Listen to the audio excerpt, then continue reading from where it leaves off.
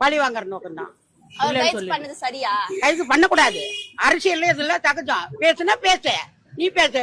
கைது பண்ணல உடனே வந்துட்டோம் இல்ல. நாங்க 75 வருஷம் கட்சி, நாங்க 75 வருஷம் கட்சியில் நான் வந்துட்டோம் இல்ல. பழந்தின்னு கொட்டை போட்ட நாங்களே 75 வருஷம் கட்சியில இருந்து இன்னைக்கு நீ வந்து உட்காந்து சொல்லுவீங்க. நீங்க கைது பண்ற கைது பண்ண வந்துட்டோம். அப்புறம் இப்ப கைது பண்ணு.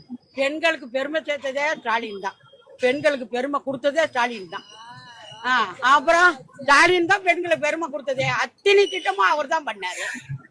அத்தனை கைது பண்ண கிடையாது, விசாரணை கூட்டு போனாங்க. கைது பண்ணி இருந்தா வெளியவே விட்டுருக்க மாட்டாங்கல்ல. கொஞ்சமாவது அறிவு இருக்கா?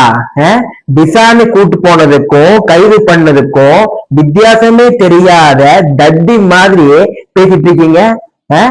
விசாரணைக்கு கூட்டிட்டு போனதுக்கே உங்க உரையாநிதி 2 மணி நேரமா கக்கூசில் உட்கார்ந்துகிட்டு வெளியே வரல.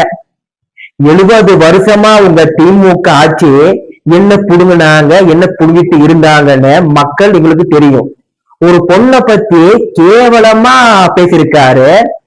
அவருக்கு சப்போர்ட் பண்றையே, உண்மையே நீ பொம்பளை தானா இல்ல பொண்ணு உருவத்தில் இருக்கிற கேடு கெட்ட ஜின்மமான்னு தெரியல.